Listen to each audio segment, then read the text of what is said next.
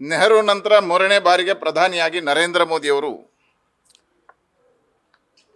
ಪ್ರತಿಜ್ಞಾ ವಿಧಿಯನ್ನು ಸ್ವೀಕಾರ ಮಾಡಿದ್ದಾರೆ. ಅಭಿನಂದನೆಗಳನ್ನು ಸಲ್ಲಿಸ್ತೇನೆ. ಕಾಂಗ್ರೆಸ್ಸೇತರ ಒಂದು ಸರ್ಕಾರ, ಭಾರತೀಯ ಜನತಾ ಪಾರ್ಟಿಯ ನೇತೃತ್ವದ NDA ಸರ್ಕಾರ ಮೊದಲ ಬಾರಿಗೆ ಮೂರನೇ ಬಾರಿ ಆಯ್ಕೆಯಾಗಿದೆ. ಇದು ಭಾರತದ ಪ್ರಜಾಪ್ರಭುತ್ವದ ಸುಂದರತೆಯನ್ನು ತಿಳಿಸ್ತದೆ. ಒಬ್ಬ ಸಾಮಾನ್ಯನಾಗಿರ್ತಕ್ಕಂಥ ಹಳ್ಳಿಯಿಂದ ಚಾ ಮಾರುವ ಹುಡುಗ ಇವತ್ತು ದೇಶದ ಪ್ರಧಾನಿಯಾಗಿ ಈ ದೇಶವನ್ನು ಮುನ್ನಡೆಸ್ತಾ ಇರತಕ್ಕಂಥವರ ರೀತಿ ನೀತಿಗಳು ಇವತ್ತು ಜನ ಸದಾಭಿಪ್ರಾಯದಿಂದ ಅವರಿಗೆ ಮತದಾನವನ್ನು ಮಾಡಿದ್ದಾರೆ. ಹಾಗಾಗಿ ದೇಶದಲ್ಲಿ ಅವರು ಪ್ರತಿಜ್ಞೆಯನ್ನು ಸ್ವೀಕಾರ ಮಾಡ್ತಕ್ಕಂಥ ಸಂದರ್ಭದಲ್ಲಿ ಇದೊಂದು ಭಾರತೀಯ ಜನತಾ ಪಾರ್ಟಿಯ ಕಾರ್ಯಕರ್ತರಿಗೆ ಆನಂದ ಮತ್ತು ಉತ್ಸಾಹದ ದಿನಗಳು. ಹಾಗಾಗಿ ಸಹಜವಾಗಿ ಇಡೀ ದೇಶದ ಎಲ್ಲೆಡೆ ಭಾರತೀಯ ಜನತಾ ಪಾರ್ಟಿಯ ಕಾರ್ಯಕರ್ತರು ವಿಜಯೋತ್ಸವಗಳನ್ನು ಸಂಭ್ರಮದಿಂದ ಆಚರಣೆಯನ್ನು ಮಾಡಿದ್ದಾರೆ. ವಿಶೇಷವಾಗಿ ದಕ್ಷಿಣ ಕನ್ನಡ ಜಿಲ್ಲೆಯಲ್ಲಿ ಎರಡು ರೀತಿಯ ಸಂಭ್ರಮ ಭಾರತೀಯ ಜನತಾ ಪಾರ್ಟಿಯಲ್ಲಿ ಮನೆ ಮಾಡಿದೆ. ಭಾರತೀಯ ಜನತಾ ಪಾರ್ಟಿಯ ಅಭ್ಯರ್ಥಿಯಾಗಿರ್ತಕ್ಕಂಥ ಕ್ಯಾಪ್ಟನ್ ಬ್ರಿಜೇಶ್ ಚೌಟ ಅವರು ದೊಡ್ಡದಾಗಿರ್ತಕ್ಕಂಥ ಅಂತರದಿಂದ 1.5 ಲಕ್ಷ ಮತಗಳ ಅಂತರದಿಂದ ಗೆಲುವಿನ ಒಂದು ವಿಜಯ. ನರೇಂದ್ರ ಮೋದಿ ಅವರು ಮೂರನೇ ಬಾರಿಗೆ ಪ್ರತಿಜ್ಞೆಯ ಸ್ವೀಕಾರದ ಒಂದು ಅಭಿನಂದನೆಯ ಕಾರ್ಯ. ಈ ಎಲ್ಲವನ್ನು ಒಟ್ಟು ಮಾಡಿ ಅವತ್ತು ಎಲ್ಲ ಕಡೆ ವಿಜಯೋತ್ಸವಗಳು ನಡೆದಿದ್ದಾವೆ. ಪ್ರಧಾನಮಂತ್ರಿಗಳ ಪ್ರತಿಜ್ಞಾ ವಿಧಿಯ ಸ್ವೀಕಾರವನ್ನು ನೋಡಿದ ಮೇಲೆ ನಮ್ಮ ರಾಜ್ಯದ 5 ಮಂತ್ರಿಗಳು ಪ್ರತಿಜ್ಞೆಯನ್ನು ಸ್ವೀಕಾರ ಮಾಡಿದ ಮೇಲೆ ಸಹಜವಾಗಿ ಉದ್ಘೋಷಗಳನ್ನು ಆಗ್ತಾ ಕಾರ್ಯಕರ್ತರು ಕಾರ್ಯಕ್ರಮಗಳಲ್ಲಿ ಭಾಗವಹಿಸಿರುವಂಥದ್ದು ಇಡೀ ದೇಶದಲ್ಲಿ ಕಂಡಿದ್ದೇವೆ. ಆದರೆ ಮಂಗಳೂರು ಮತಕ್ಷೇತ್ರದ ಬೋಳಿಯಾರ್ ಸಮೀಪದಲ್ಲಿ ಈ ವಿಜಯೋತ್ಸವವನ್ನು ಆಚರಣೆ ಮಾಡಿ ಮನೆಗೆ ತೆರಳತಕ್ಕಂಥ ಸಂದರ್ಭದಲ್ಲಿ ಘೋಷಣೆಗಳನ್ನು ಹಾಕ್ಕೊಂಡು ಹೋಗಿರ್ತಕ್ಕಂಥ ಹರೀಶ್ ಮತ್ತು ನಂದಕುಮಾರ್ ಅನ್ನತಕ್ಕಂಥ 2 ಕಾರ್ಯಕರ್ತರ ಮೇಲೆ ಮಸೀದಿಯಲ್ಲಿರ್ತಕ್ಕಂಥ ದುಷ್ಕರ್ಮಿಗಳು ಬಂದು ಹಲ್ಲೆಯನ್ನು ಮಾಡಿರ್ತಕ್ಕಂಥದ್ದನ್ನು ಕೇಳಿದ್ದೇವೆ. ಈ ಘಟನೆಯನ್ನು ನಾನು ಖಂಡಿಸ್ತೇನೆ. ಈ ದೇಶದಲ್ಲಿ ಭಾರತ್ ಮಾತಾ ಕಿ ಜೈ ಹಾಕತಕ್ಕಂಥದ್ದು ಈ ದೇಶದ ಪ್ರತಿಯೊಬ್ಬ ರಾಷ್ಟ್ರಭಕ್ತನ ರಾಷ್ಟ್ರ ಪ್ರಜೆಯ ಕರ್ತವ್ಯ ಮತ್ತು ಜವಾಬ್ದಾರಿ.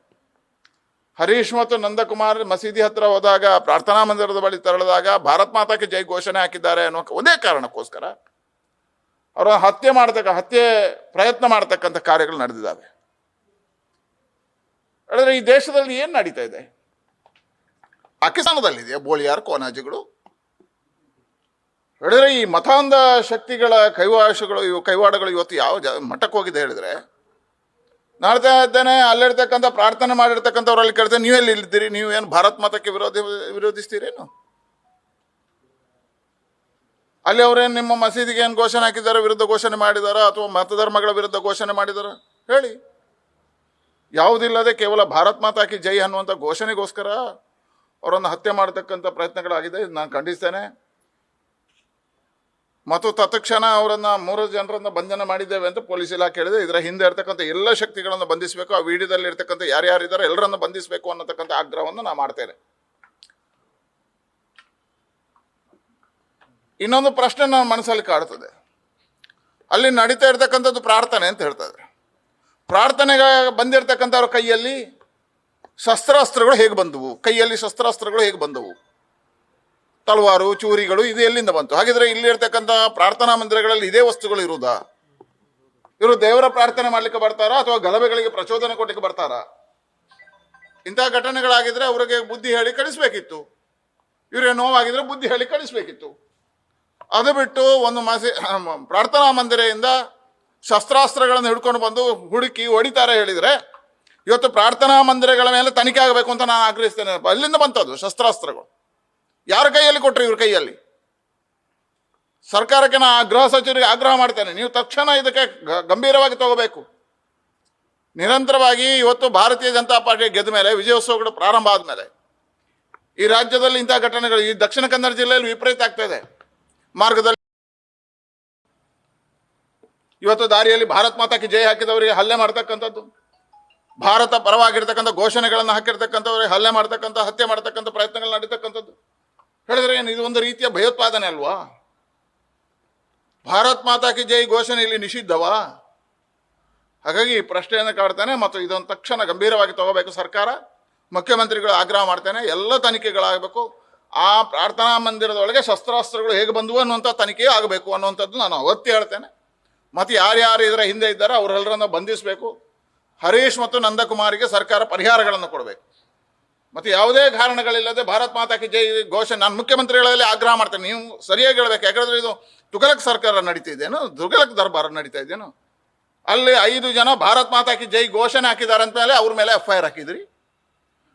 ನನಗೆ ಮುಖ್ಯಮಂತ್ರಿಗಳು ನೇರವಾಗಿ ಆನ್ಸರ್ ಮಾಡಬೇಕು. ಏನು ಅಂತ ಕೇಳಿದ್ರೆ, ಈ ದೇಶದಲ್ಲಿ ಈ ರಾಜ್ಯದಲ್ಲಿ ಭಾರತ್ ಮಾತಾ ಕಿ ಜೈ ಹೇಳುವಂಥದ್ದು ಕಾನೂನು ವಿರುದ್ಧವಾ?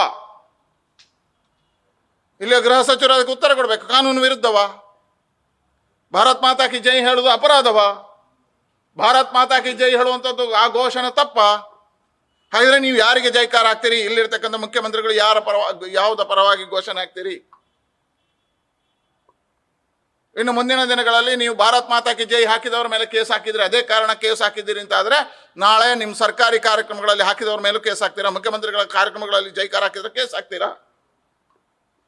ಹಳೆಯ ತುಘಲಕ್ ದರ್ಬಾರ್ ನಡೀತಾ ಇದೆಯೇನಲ್ಲಿ?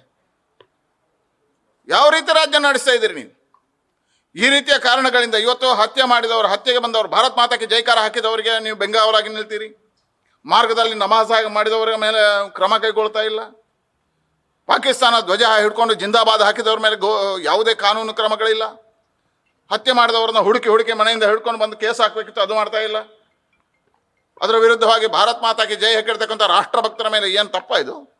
ನೀವು ಇಡೀ ರಾಜ್ಯದಲ್ಲಿ ಕಾಂಗ್ರೆಸ್ ಅಧಿಕಾರಕ್ಕೆ ಬಂದಿರತಕ್ಕಂಥ ಸಂದರ್ಭದಲ್ಲಿ, ಸಿದ್ದರಾಮಯ್ಯ ಮುಖ್ಯಮಂತ್ರಿ ಆಗಿರ್ತಕ್ಕಂಥ ಸಂದರ್ಭದಲ್ಲಿ ರಾಜ್ಯದಲ್ಲಿ ಇಡೀ ಮೆರವಣಿಗೆ ಮಾಡಿದಿರಿ. ಮಾರ್ಗಗಳನ್ನು ಗಂಟೆಗಟ್ಟಲೆ ಬ್ಲಾಕ್ ಮಾಡಿದಿರಿ. ಜನಸಾಗರ ಕರ್ಕೊಂಡು ಹೋದ್ರಿ. ಅಲ್ಲಿ ನಿಮ್ಮ ಘೋಷಣೆಗಳು ಇದ್ದವರಿಗೆಲ್ಲ ಘೋಷಣೆ ಹಾಕಿದ್ರಿ. ಅದು ಯಾಕೆ? ನಿಮ್ಮ 3 ಮೆರವಣಿಗೆಗಳಲ್ಲಿ ಪಾಕಿಸ್ತಾನಕ್ಕೆ ಜಿಂದಾಬಾದ್ ಹಾಕಿದ್ದಾರೆ. ಉತ್ತರ ಕನ್ನಡದಲ್ಲಿ ಹಾಕಿದ್ದಾರೆ, ಬೆಳಗಾಮಲ್ಲಿ ಹಾಕಿದ್ದಾರೆ. ಅದು ಯಾಕೆ? ನಿಮ್ಮ ರಾಜ್ಯಸಭಾ ಸದಸ್ಯ ವಿಧಾನಸಭೆಯೊಳಗೆ ಗೆದ್ದಾಗ ಅಲ್ಲಿಯೂ ಪಾಕಿಸ್ತಾನ ಜಿಂದಾಬಾದ್ ಹಾಕಿದ್ದಾರೆ. ಪಾಕಿಸ್ತಾನದ ಧ್ವಜ ಹಿಡ್ಕೊಂಡು ಮೆರವಣಿಗೆಯಲ್ಲಿ ಭಾಗವಹಿಸಿದ್ದಾರೆ. ಏನು ಕ್ರಮ ಕೈಗೊಂಡ್ರೆ ಅವ್ರ ಮೇಲೆ? ಎಷ್ಟು FIR ಆಗಿದೆ? ಏನು ಗೃಹ ಸಚಿವರು ಅನ್ನ ತಿಂತಾರೆ? ಏನು ತಿಂತಾರೆ ಈ ರಾಜ್ಯದಲ್ಲಿ? ಇಡೀ ರಾಜ್ಯದ ಸುವ್ಯವಸ್ಥೆ, ಶಾಂತಿ ಸುವ್ಯವಸ್ಥೆಗಳು ಕಾಪಾಡುವ ವಿಫಲ ಆಗಿದೆ. ಅದಕ್ಕಾಗಿ ಹೇಳ್ತಾ ಇದ್ದೇನೆ ನಾನು ಇವತ್ತು, ತತ್ಕ್ಷಣ ನಂದಕುಮಾರ್ ಮತ್ತು ಹರೀಶ್ ಅವರ ಕುಟುಂಬಗಳಿಗೆ ಪರಿಹಾರ ಕೊಡಬೇಕು. ಮತ್ತು ಅವ್ರ ಮೇಲೆ ಹಲ್ಲೆ ಆಗಿರ್ತಕ್ಕಂಥ, ಅದರ ಹಿಂದೆ ಯಾರ್ಯಾರಿದಾರೋ ಆ ವಿಡಿಯೋದಲ್ಲಿ ಹುಡುಕಿ ಅಷ್ಟು ಜನರನ್ನು ಬಂಧಿಸಬೇಕು. ಆ ಪ್ರಾರ್ಥನಾ ಮಂದಿರದ ಒಳಗಡೆ ಎಲ್ಲಿಂದ ಶಸ್ತ್ರಾಸ್ತ್ರ ಬಂತು ಅಂತ ಹೇಳುವಂಥ ಪೂರ್ಣ ತನಿಖೆ ಆಗಬೇಕು. FIR ಮಾಡಿರ್ತಕ್ಕಂಥ 5 ಜನ ಭಾರತ್ ಮಾತಾ ಕಿ ಜೈ ಹಾಕಿದವರ ಮೇಲೆ ಅದನ್ನು ವಾಪಸ್ ತೆಗಿಬೇಕು. ಭಾರತೀಯ ಜನತಾ ಪಾರ್ಟಿ ಇದನ್ನು ಖಂಡಿಸ್ತದೆ. ಮತ್ತು ಇದಕ್ಕೆ ಬೇಕಾಗಿರ್ತಕ್ಕಂಥ ನೀವು ತಕ್ಷಣ ಇದಕ್ಕೆ ಸ್ಪಂದನೆ ನೀಡಿದ್ರೆ ಹೋರಾಟಗಳನ್ನು ನಾವು ಕೈಗೆತ್ತಿಕೊಳ್ತೀವಿ. ನ್ಯೂಸ್ ಫಸ್ಟ್, ನಿರ್ಭೀತಿಯಿಂದ ನಿಮ್ಮ ಪರವಾಗಿ.